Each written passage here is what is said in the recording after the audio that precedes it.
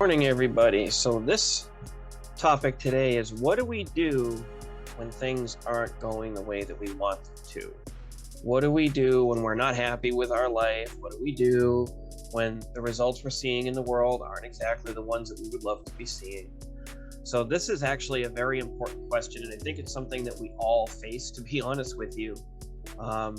We have what we call good days, we have what we call bad days, and it's really how we interact with those days, or how we how we internalize with those days, that make all the difference. And I say that because one thing about emotions is they send the body on a spiral, right? Because when we start thinking about something, we get emotional, and then there's changes that happen in our body. Chemicals get released in the brain that signal things to the body, and then there's a whole process. It's kind of like you're getting on a train, and you got to decide whether you actually want to get on that train or not.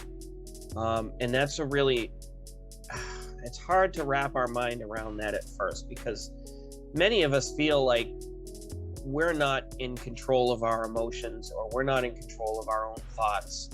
And what I'm asking you to do is to become in control of those, to make a decision on what you really want to allow yourself to experience while you're here.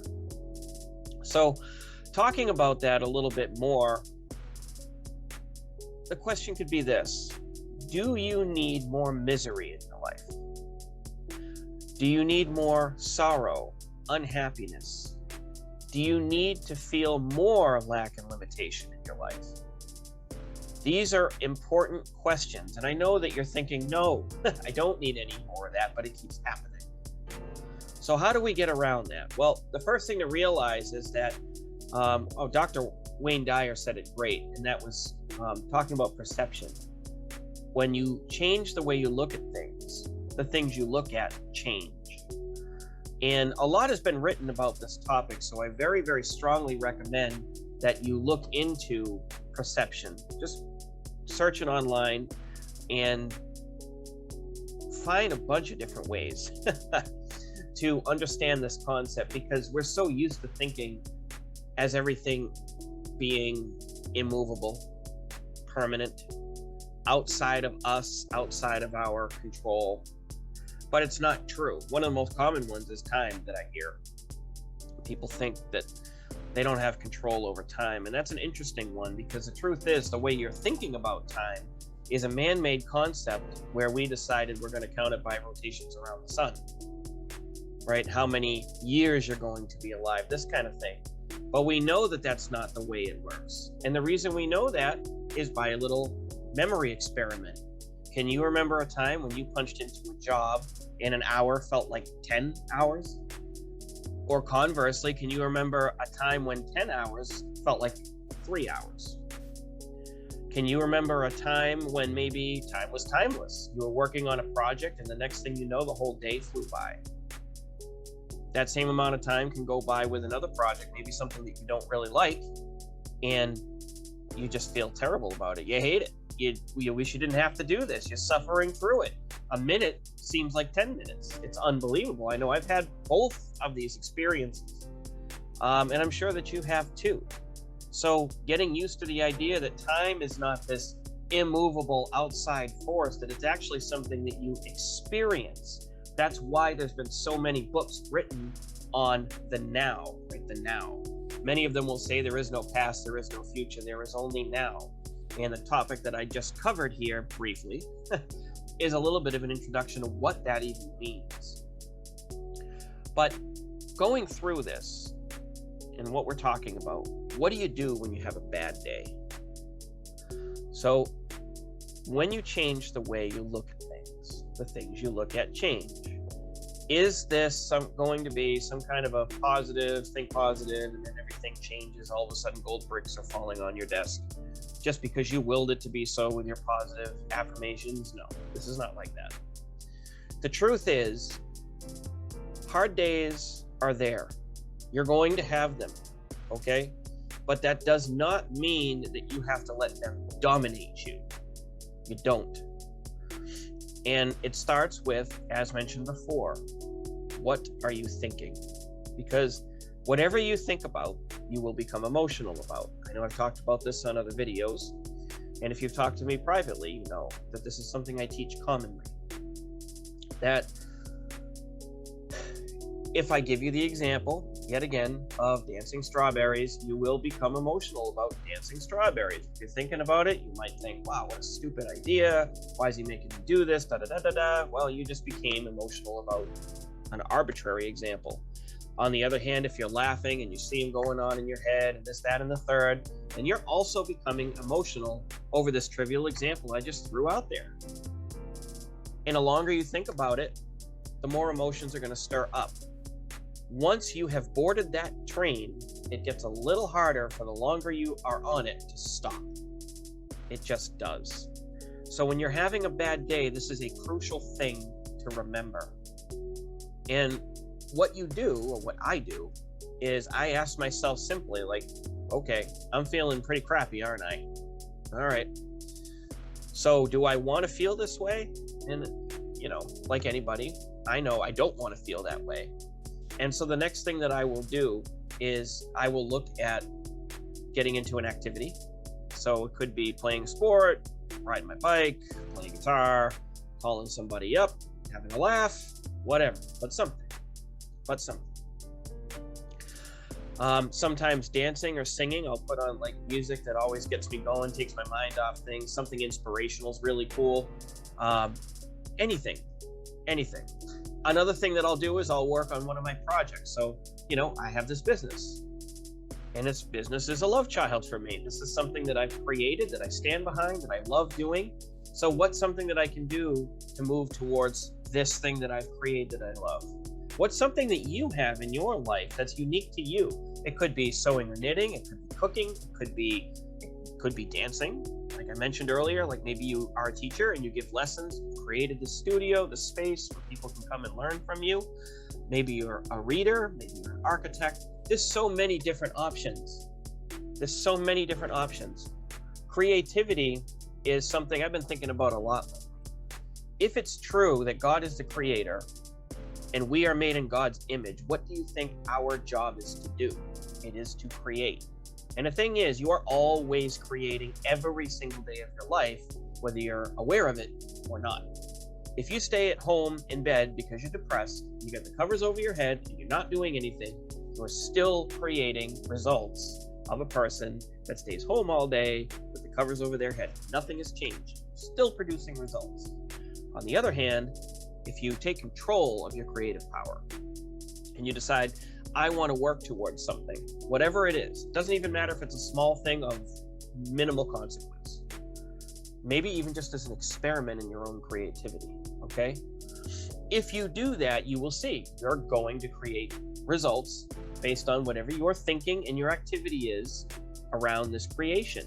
So for example, to give you two sides of this, if you're feeling really lousy and nobody's going to like it, and you know, why am I doing this? And you're kind of like trudging along, but you're creating, you know, you're going to get very minimal results, and you're probably going to create a lot more of that negativity in your life.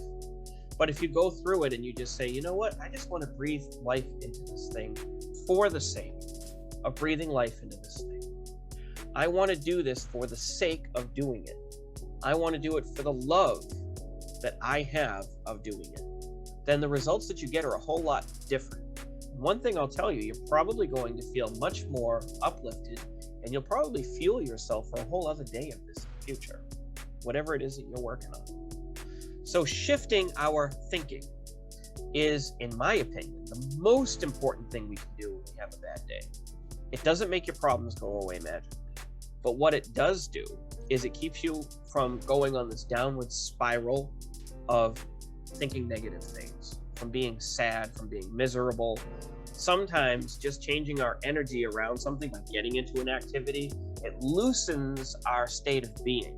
So you're not having such rigid thoughts, right? Oh, nothing ever goes my way.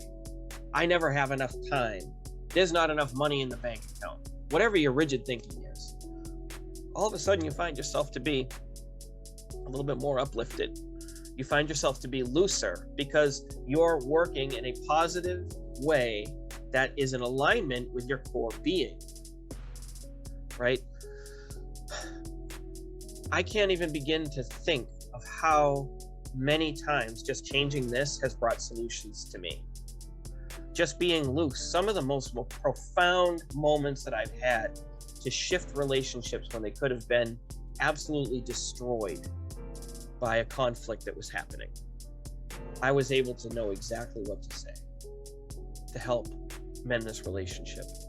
I have had genius ideas for business building come out because I was loose. Even though I had hard things going on in my life, where I was aware that I felt lack and limitation around me in my own reality.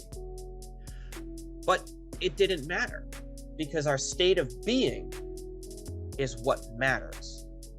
So when you're having a bad day, you want to have a list on hand. And this is an action step you can take right away. You want to have a list of things on hand that bring you joy just for the sake of it. Again, it could be singing and dancing.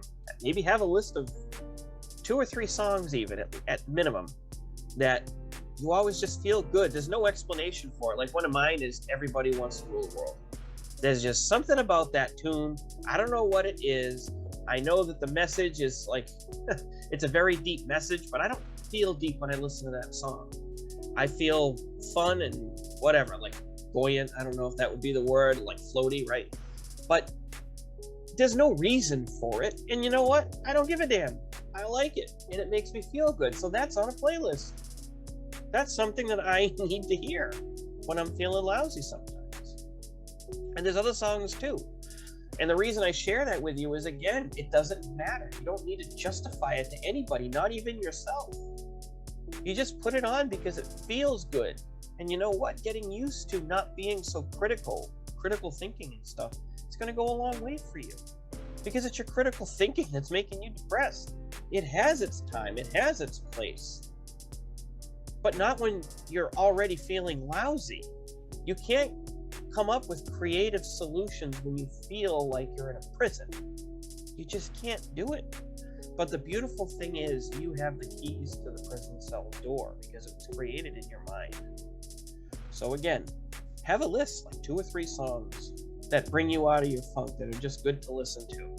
Have a list of activities that you love to do on hand, so you don't have to do the mental work of thinking it. You just pull the list out, just look at it. And after a while, when you've been doing this, you will just know the things, because you're going to have trial and error over time. You're going to know the things that have really, really helped to shift you out of your funk. And if you've already had those times and experiences, even now while you're watching this video, you can look at your past and say, what are the things that I have done? Do I ever remember feeling absolutely depressed and something got me out of it? What was that? What was that? And then go do that. Okay?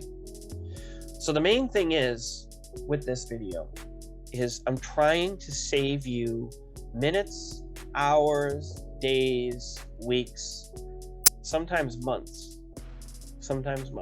because you know what? I've experienced blackouts of all of those, just from crippling depression that I've had at different times in my life when just everything just sucked, at least by the way I saw it. And the things that have gotten me out are these basic activities I'm telling you to do. It's having things on hand that I like to do.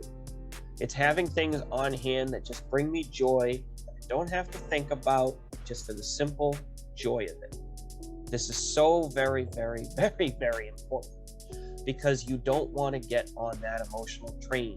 The emotional train you want to be on is loose and flexible. It's the place where you can have solutions. If you remember on a previous video, I mentioned focus and how you can only focus on one thing at a time. And if you're focusing on the problems, you can't see the solutions. It's just the way it is. So how do you focus on solutions? The first thing you got to do is loosen up.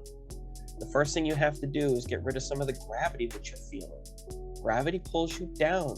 It's not where you want to be. You want to be high up in the sky. You want to have the bird's eye view of things. You want to be unattached. right? If there's a solution, you'll create it. You will. You will. It's just the way it goes. Loosen up. Loosen up.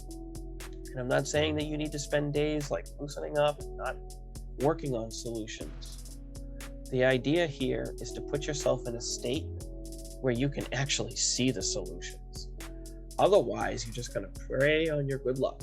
Something happens to save you and pull you out. You can't do that. Remember, if it's true that God is the creator, and I say if it's true, not because I don't believe it, but some people don't relate to it as God. Some people call it source, whatever. There's a million different ways to call it, and I respect them all. But for the sake of time, if it's true that God is the creator, and we are created in God's image, what do you think our job is to do? So you will feel best when you create, but you have to choose what you're creating. When we're being in this unconscious creative life, that's when we're miserable, because everything's happening by default, not by design. So take some time and think about that. That's a big one. That's a doozy. But until next time, I hope you've enjoyed this video. Please like and subscribe if you like this content. Leave comments.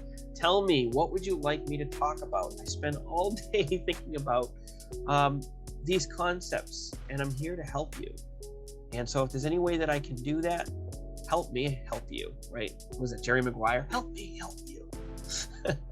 Take care, everybody.